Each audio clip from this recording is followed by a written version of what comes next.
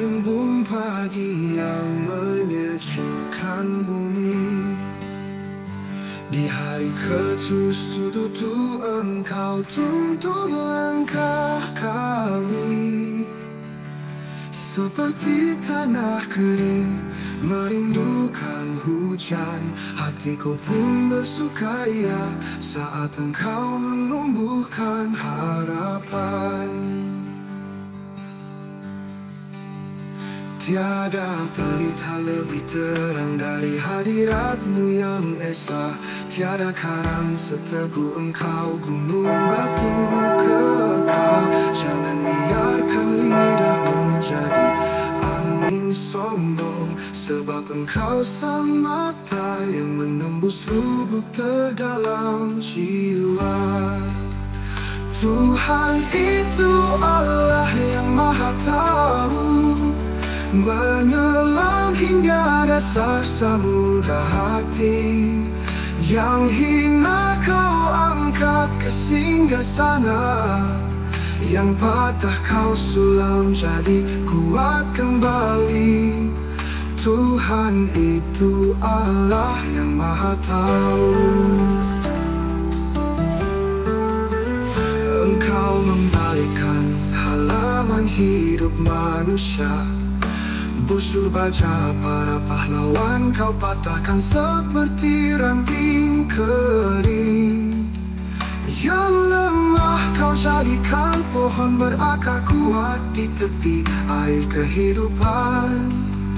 Yang lapar Kau kenyangkan dengan roti dari surga ketujuh. Kau jemput debu hina jadi permata di mahkota-Mu. Kau tabalkan nama mereka di kursi para bangsawan. Langkah kaki umat-Mu Kau jaga uap bajang sehari, dan Kau meninggikan tanduk pada terurapi-Mu di hadapan bangsa-bangsa. Tuhan itu Allah yang Maha Tahu, menyelam hingga dasar samudra hati. Yang hina Kau angkat ke singgasana, yang patah Kau sulam jadi kuat kembali. Tuhan itu Allah yang Maha Tahu. Bila dunia bagai padang gurun yang gersang, Engkau adalah sungai yang tak pernah kering. Bila malam gelap menutupi langkah, Engkau adalah bintang fajar yang menuntun pulang. Tuhan itu Allah yang Maha Tahu, menyelam hingga dasar samudra hati. Yang hina Kau angkat ke singgasana, yang patah Kau sulam jadi kuat kembali. Tuhan itu Allah yang Maha Tahu.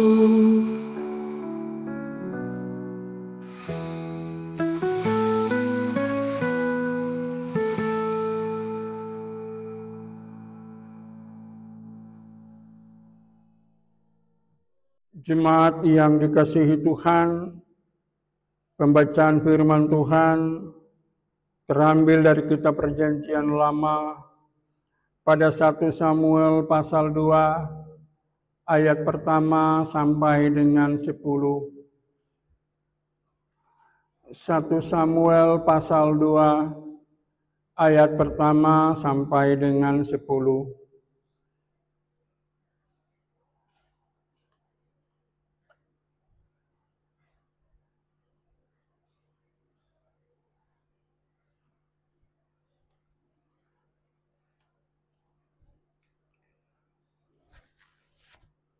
Mari kita berdoa untuk seluruh pelayanan pemberitaan firman Tuhan. Kita berdoa. Maha besar Allah pencipta langit, bumi, laut, dan segala isinya. Bapa, di dalam nama Yesus Kristus, yang adalah Tuhan, Guru, dan Pengajar kami. Dan di dalam perantaran kuat kuasa Roh Kudus, kami umat-Mu menyerahkan tubuh, jiwa, dan roh kami. Kami menyerahkan untuk dipenuhi dengan segala isi hati-Mu Bapa. Hal-hal yang Bapa kehendaki di setiap kami. Bukalah pikiran kami, pendengaran kami, hati kami, supaya firman-Mu, perkataan-Mu, tinggallah di dalam kami, dan kami menjadi pelaku-pelaku firman. Berfirmanlah kepada kami ya Bapa, Anak, dan Roh Kudus. Kami siap mendengar, memelihara, dan melakukan. Amin. Puji-pujian Hana. Lalu berdoalah Hana, katanya, hatiku bersukaria karena Tuhan. Tanduk kekuatanku ditinggikan oleh Tuhan. Mulutku mencemoohkan musuhku, sebab aku bersukacita karena pertolongan-Mu. Tidak ada yang kudus seperti Tuhan, sebab tidak ada yang lain kecuali Engkau, dan tidak ada gunung batu seperti Allah kita. Janganlah kamu selalu berkata sombong, janganlah caci maki keluar dari mulutmu, karena Tuhan itu Allah yang Maha Tahu, dan oleh Dia perbuatan-perbuatan diuji. Busur pada pahlawan telah patah, tetapi orang-orang yang terhuyung-huyung, pinggangnya berikatkan kekuatan. Siapa yang kenyang dahulu, sekarang menyewakan dirinya karena makanan. Tetapi orang yang lapar dahulu, sekarang boleh beristirahat. Bahkan orang yang mandul melahirkan 7 anak, tetapi orang yang banyak anaknya menjadi layu. Tuhan mematikan dan menghidupkan. Ia menurunkan ke dalam dunia orang mati dan mengangkat dari sana. Tuhan membuat miskin dan membuat kaya. Ia merendahkan dan meninggikan juga. Ia menegakkan orang yang hina dari dalam debu dan mengangkat orang yang miskin dari lumpur, untuk mendudukkan dia bersama-sama dengan para bangsawan dan membuat dia memiliki kursi kehormatan. Sebab Tuhan mempunyai alas bumi, dan di atasnya Ia menaruh daratan. Langkah kaki orang-orang yang dikasihinya dilindunginya, tetapi orang-orang fasik akan mati binasa dalam kegelapan, sebab bukan oleh karena kekuatannya sendiri seseorang berkuasa. Orang yang berbantah dengan Tuhan akan dihancurkan. Atas mereka Ia mengguntur di langit. Tuhan mengadili bumi sampai ke ujung-ujungnya. Ia memberi kekuatan kepada raja yang diangkatnya dan meninggikan tanduk kekuatan orang yang diurapinya. Demikianlah jauh pasal pembacaan firman Tuhan. Pujian kepadamu ya Kristus Yesus kekal selama-lamanya. Haleluya. Haleluya.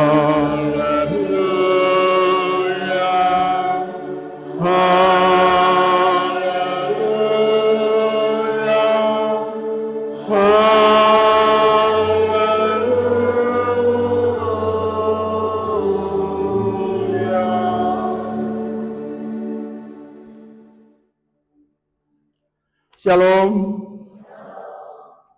Damai sejahtera Allah di dalam nama Yesus Kristus mengalir dan menyertai Bapak Ibu, pemuda-pemudi dan anak-anak yang bersama-sama pada persekutuan di pagi hari ini. Tema firman Tuhan pagi hari ini adalah Tuhan itu Allah yang Maha Tahu. Tuhan itu Allah yang Maha Tahu. Kita dapat baca di ayatnya yang ketiga. Janganlah kamu selalu berkata sombong, janganlah caci maki keluar dari mulutmu. Karena Tuhan itu Allah yang Maha Tahu, dan oleh Dia perbuatan-perbuatan diuji.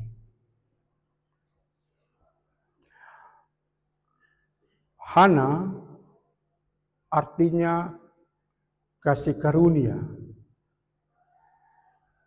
Dan Hana adalah salah satu istri dari Elkana. Elkana ini orang dari suku Efraim. Dan dari kehidupan antara dua istri Elkana ini, Penina dan Hana, ternyata yang memiliki dan mendapatkan anak lebih banyak dan ada di dalam keluarga Elkana adalah Penina.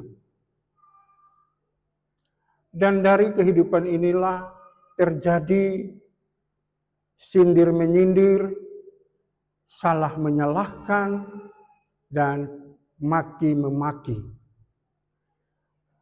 Penina selalu mengatakan dan menyampaikan itu kepada Hana di dalam kehidupan keluarga Elkana itu. Tetapi Hana dalam perjalanan hidupnya, dia mau mendekatkan diri kepada Allah. Dia mau menyerahkan setiap pergumulannya itu kepada Allah. Persekutuan yang dikasihi Tuhan, kalau kita melihat pada pasal pertama, bagaimana kehidupan keluarga Elkana itu. Dan dalam perjalanan hidup orang-orang Israel pada waktu itu, mereka setiap setahun, bahkan berdasarkan apa yang mereka telah atur, untuk datang ke Silo dan mempersembahkan persembahan-persembahan yang telah mereka khususkan bagi Tuhan. Mungkin kita beberapa minggu lalu baca dari kitab-kitab Keluaran, Ulangan, kita baca bagaimana persembahan itu Tuhan sampaikan untuk dibawa ke tempat yang Tuhan pilih. Dan saat ketika Elkana mau mempersembahkan persembahan itu, maka dia juga membawa keluarga, kedua istri dan anak-anak dari Penina.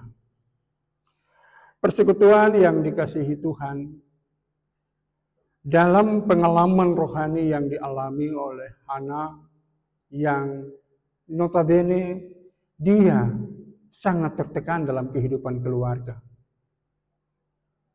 Siapa yang bisa makan kalau Bapak marah terus?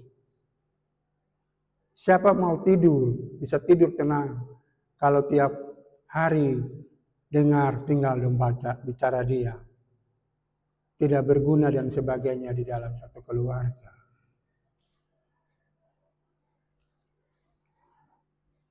Ketika pergumulan yang berat itu dihadapi oleh Hana, Hana memilih jalan keluar yang terbaik, yaitu datang di saat-saat di mana Elkana mengajak keluarganya untuk datang mempersembahkan persembahan kepada Tuhan. Kalau minggu lalu kita baca dalam Imamat pasal 7 ayat 11 sampai 21 tentang korban keselamatan. Dalam korban keselamatan itu ada 3 persembahan yang kita baca di dalamnya. Korban keselamatan terdiri dari persembahan syukur. Persembahan syukur itu ada 2 juga. Persembahan dalam bentuk pemberian dan persembahan dalam bentuk pujian. Persembahan syukur. Pemberian, ya kita semua sudah paham. Kita memberi persembahan, kita memberi untuk pelayanan, kita memberi untuk kegiatan-kegiatan ini. Itu persembahan. Kita menolong orang itu persembahan syukur.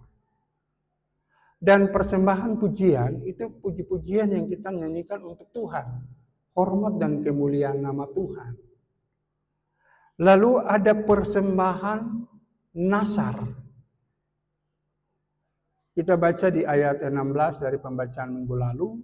Ada persembahan nasar dan ada persembahan sukarela. Dan persembahan nasar inilah yang menjadi pikiran, yang menjadi panduan untuk Hana. Kalau coba mari kita lihat pada pembacaan 1 Samuel pasal 1 ayat 10 dan 11 atau secara khusus di ayat 11. Apa yang disampaikan Hana? Kita mulai ayat 10. Dan dengan hati pedih ia berdoa kepada Tuhan sambil menangis terseduh-seduh. Kemudian bernasarlah ia, katanya, Tuhan semesta alam, jika sungguh-sungguh engkau memperhatikan sengsara hamba-Mu ini dan mengingat kepadaku dan tidak melupakan hamba-Mu ini, tetapi memberikan kepada hamba-Mu ini seorang anak laki-laki, maka aku akan memberikan dia kepada Tuhan untuk seumur hidupnya, dan pisau cukur tidak akan menyentuh kepalanya. Nasar itu janji, itu komitmen, pernyataan seseorang yang memohon berkat dari Allah, dan ketika Allah menjawab, dia tidak boleh mengingkari janji itu. Nasar. Contoh kita sakit yang begitu lama, terus kita berdoa, Tuhan, saya mau sembuh, saya mau dipulihkan, saya mau segala sakit penyakit ini tidak lagi menyentuh atau berada dalam tubuh saya. Dan ketika Tuhan memulihkan saya, menyembuhkan saya mau memberi hidup untuk melayani Tuhan. Ada yang berkata, Tuhan, kalau kau hidup, kau ada, saya minta supaya saya bisa punya anak. Kalau tidak, saya tidak mau lagi bersama. Ada yang minta berdoa dengan sungguh-sungguh, tapi Tuhan bilang, kau harus buat ini dulu. Kau harus lakukan ini dulu. Baru Tuhan bisa memberi. Itu yang Tuhan bilang di dalam Injil Yohanes, Matius pasal 7 ayat 12. Apa yang engkau kehendaki orang berbuat, perbuatlah dahulu kepada orang. Persekutuan yang dikasihi Tuhan, jadi semua yang disampaikan oleh Hana, yang menjadi permintaannya adalah, Tuhan, kalau engkau memberi saya seorang anak, dia harus anak laki-laki. Ini yang Hana minta. Persekutuan yang dikasihi Tuhan, kalau seorang ibu hamil saja, itu pasti sudah sukacita. Tapi ini Hana minta anak laki-laki. Hana tidak bilang, Tuhan kasih saya supaya saya bisa mengandung dan saya memiliki seorang anak. Tapi Hana minta, Tuhan, saya supaya diberikan anak laki-laki. Dan anak ini akan persembahkan kepada Tuhan. Hana tidak berpikir panjang lebar. Penina kau boleh bicara banyak, Penina kau boleh mengusik dia, tapi permintaan Hana adalah supaya Tuhan mengaruniakan anak kepadanya. Dan persekutuan yang dikasihi Tuhan, kalau kita baca kisah Hana doa di bait Allah, Imam Eli sampai menyindir dia. Pemabuk kah? Hukumat kami kalimat. Pemabuk. Bapak saya bukan seorang pemabuk. Tapi saya sedang berdoa dengan sungguh-sungguh. Memohon Tuhan menolong saya.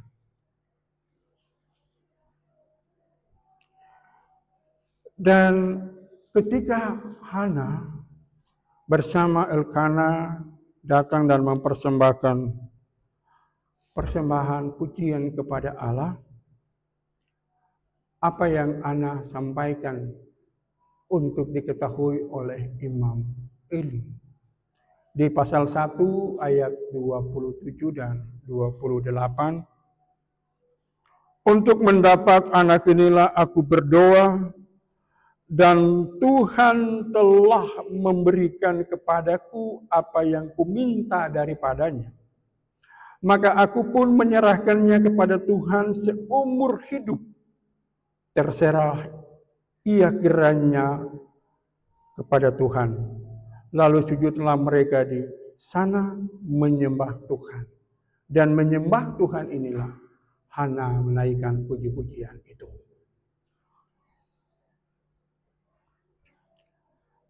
Samuel artinya aku telah memintanya daripada Tuhan. Samuel, Sam, aku telah meminta. Tuhan, Elohim.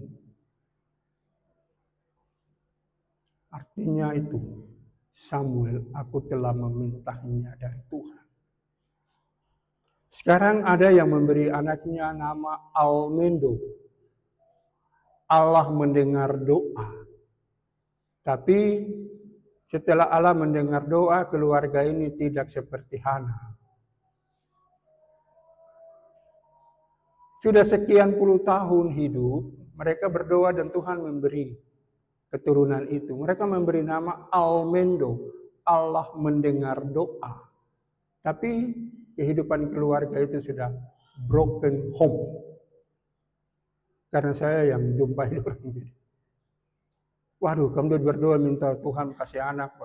Tuhan suka kasih terus kamu pisah. Kamu bertanggung jawab di surga sana. Ini tidak belajar dari Hana.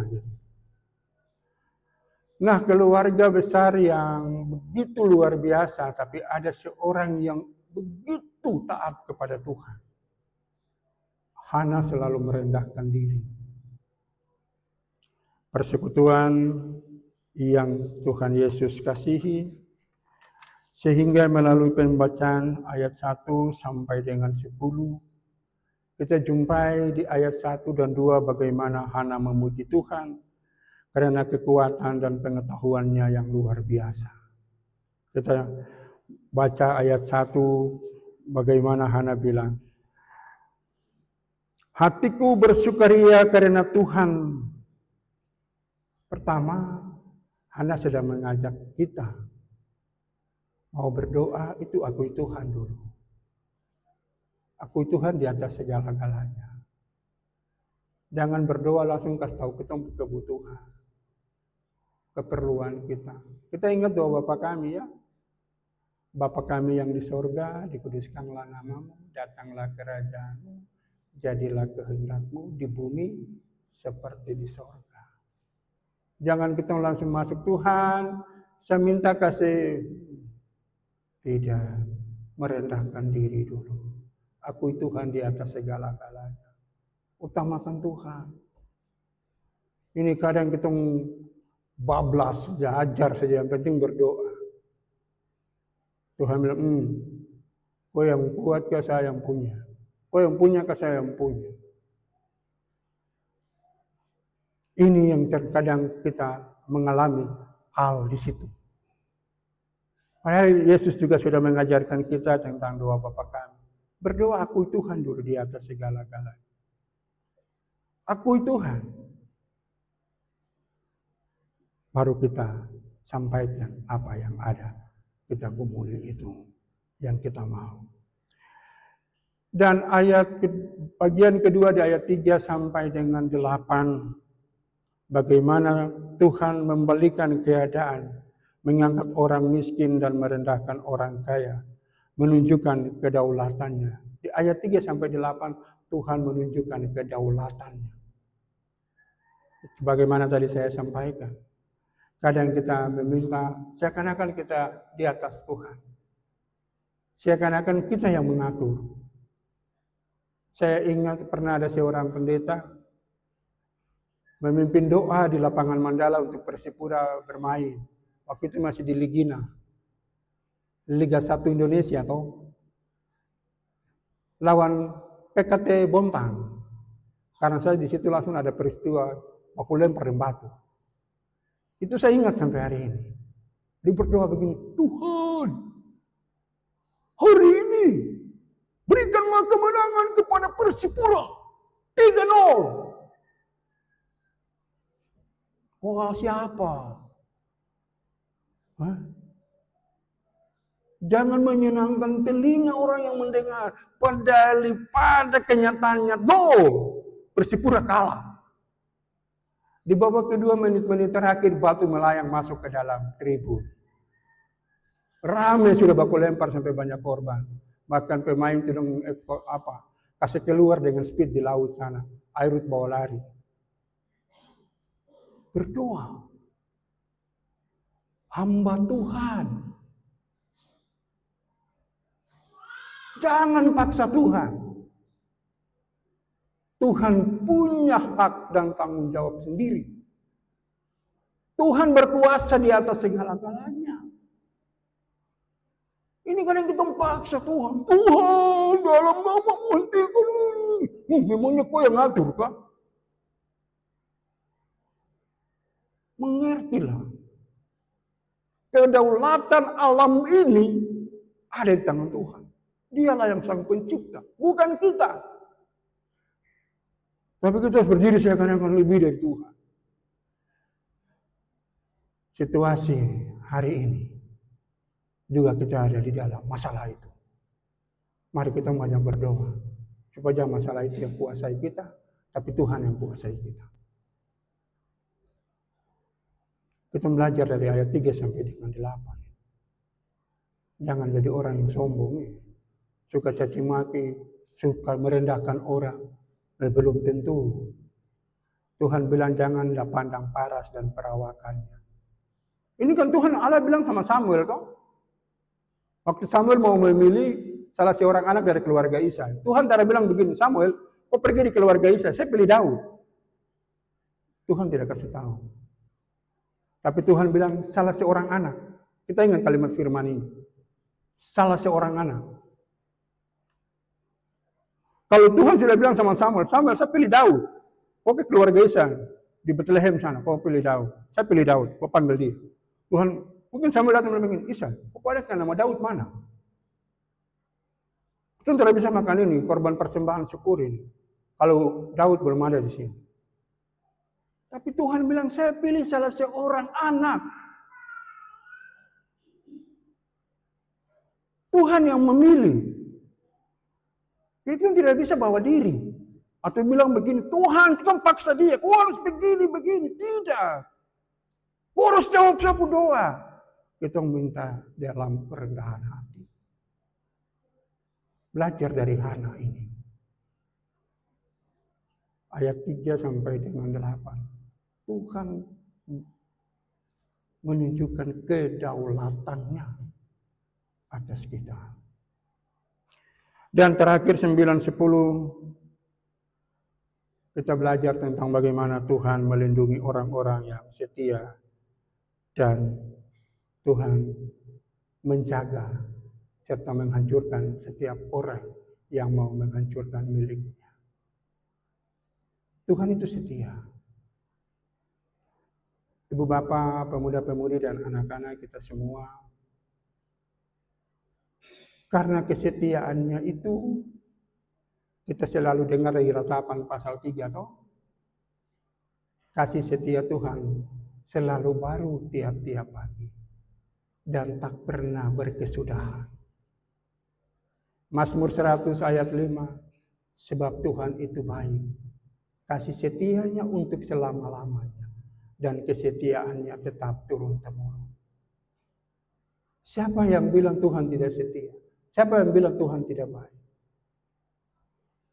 Yang bilang itu dia tidak sungguh-sungguh berdoa. Yang bilang itu dia tidak sungguh-sungguh mengoreksi diri. Saya ini berdoa minta, tapi saya hidup ini bagaimana di hadapan Tuhan? Seperti apa di hadapan Tuhan? Ibu bapak, pemuda-pemudi dan anak-anak, hal yang penting itu, sebagaimana di ayat 9-10 itu, untuk seseorang merasakan dan mengalami, menjumpai perlindungan Allah dalam hidupnya, itu bagaimana dia harus hidup berkenan kepada Allah.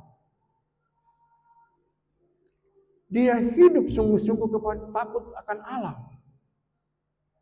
Kalau kita baca pada 2 Tawarik pasal 7 ayat 15-16 dikatakan di sana. Setelah Allah memberkati, Allah menguduskan bait Allah yang dibangun oleh Salomo.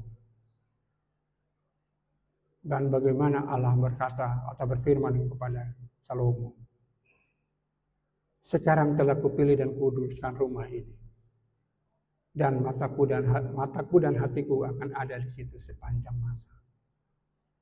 Kalau kita hidup berkenan, Tuhan memilih bait Allah yang dibangun oleh tangan Salomo.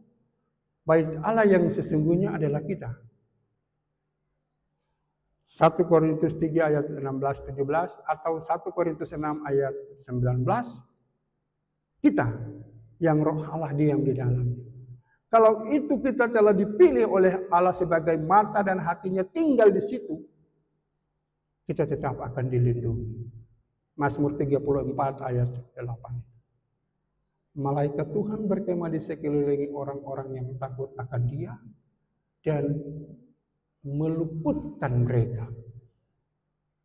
Ini yang kadang kita ini dalam doa-doa kita tidak seperti yang anak alami dan yang Yesus ajarkan dalam doa Bapa kami kepada kita. Sehingga Bapak Ibu, pemuda-pemudi dan anak-anak, dari tema yang diberikan bahwa Tuhan itu Allah yang Maha Tahu. Pertama kita mau belajar satu hal yang penting dari renungan ini adalah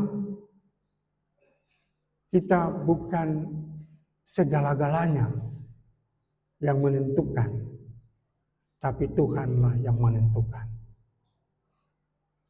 Kita datang berdoa dan memohon kepada Tuhan untuk memohon belas kasihan, memohon pertolongannya. Itu sebabnya kalau kita baca doa Bapa kami, Tuhan Yesus sampaikan, berikanlah kami pada hari ini makanan kami yang secukupnya. Secukupnya. Jadi kita tidak bisa melebihi. Kita tidak bisa melampaui, memaksakan sesuatu. Tapi kita mau merendahkan diri di hadapan Tuhan. Dan juga kita belajar dari firman Tuhan yang disampaikan oleh Hana puji-pujian ini adalah jangan kita menjadi orang yang selalu merendahkan dan selalu mau bicara tentang hal-hal yang tidak benar dari orang lain. Jangan. Kita ingat firman Tuhan di dalam Injil Matius pasal 7 ayat 1-5 tentang hal menghakimi. Jangan melihat selumbar di matamu, tetapi jangan melihat selumbar di mata saudaramu, tetapi balok di matamu tidak. Selumbar itu kamu lihat atau tidak? Itu debu, abu, debu-debu yang biasa nanti banyak baru kelihatan di kaca-kaca antara pernah bikin bersih. Di atasnya itu meja-meja yang pernah bikin bersih. Itu baru mulai kumpul-kumpul banyak baru kelihatan ada debu. Itu sudah. Kalau masih 1-2 titik kan antara kelihatan toh. Atau ada yang lihat coba. 1-2 titik debu itu tuh, iya ada debu. Nanti tahu itu kalau pakai tisu, bikin bersih meja, lap, baru, debu ada. Itu saya pun tidak bisa lihat. Tuhan bilang, jangan melihat selumbar di mata saudaramu, sementara balok di matamu tidak. Balok dengan selumbar mana yang kelihatan? Balok toh. Balok itu kita bisa lihat ada 2,5, ada ukuran 55, 5, 10, 10, 10, 20, 20, yang 20, 20. Tutup muka. Apalagi papan. Tambah lagi papan triplex lagi. Papan 3,5. Triplex, 3,5 tuh. Tutup begini, kita kelihatan gitu orang. Itu masalah besar. Jangan juga cerita orang lain masalah. Belajar dari Hana hari ini. Doa itu. Doa untuk bisa Tuhan kabulkan, jangan mengusik atau menceritakan kejelekan orang lain. Diri sendiri. Dan hal yang ketiga, setiap apapun pergumulan, beban hidup, mari kita belajar dari Hana. Jangan bawa ke ranah atau ke tempat atau ke dunia ini. Sapu usaha ini, saya punya pergumulan ini, saya punya anak ini, saya kenal orang di sini jadi saya bawa saya punya pergumulan ini ke situ, pasti dia tolong. Hana tidak bawa ke keluarga dari Elkana. Dia tidak pergi cerita buat orang-orang suku Efraim Dora. Ini satu masalah dengan Penina begini, kamu datang selesaikan kah? Tolongkan bicara baik-baik kah? Ini ketentuan hidup sama-sama di dalam satu keluarga dengan Bapak Elkana. Kenapa Penina selalu bicara seperti ini buat saya? Tapi Hana bawa kepada Tuhan. Hana manfaatkan waktu dan kesempatan ketika datang kepada Tuhan. Persekutuan hari ini, pelajaran ini atau firman ini memberi kita satu bagian penting. Semua ini punya masalah, punya pergumulan, punya beban. Ingat, persekutuan itu Tuhan punya. Kau datang dalam persekutuan. Kau persembahkan masalah itu. Kau serahkan kepada Tuhan. Tuhan akan melihat hati dan Tuhan akan bertindak. Jangan bawa ke dunia. Nanti Tuhan yang bertindak, Tuhan akan menunjukkan. Tuhan kasih tahu, kau ke sini. Tuhan arahkan, kau ke sini. Ini hal-hal yang sangat penting bagi kita dalam kehidupan iman percaya kita. Sehingga hal yang terakhir bagi kita, marilah Bapak Ibu, pemuda-pemudi dan anak-anak, kita menjadi orang-orang yang selalu memberi dan mempersembahkan persembahan syukur kepada Tuhan. Kita menjadi orang-orang yang selalu mempersembahkan syukur lewat pemberian dan juga puji-pujian kita. Mari, biarlah Allah semakin besar, Tuhan semakin besar, kita semakin kecil. Supaya pada waktunya Tuhan tinggikan kita. Tuhan memberkati firman-Nya bagi kita semua. Amin.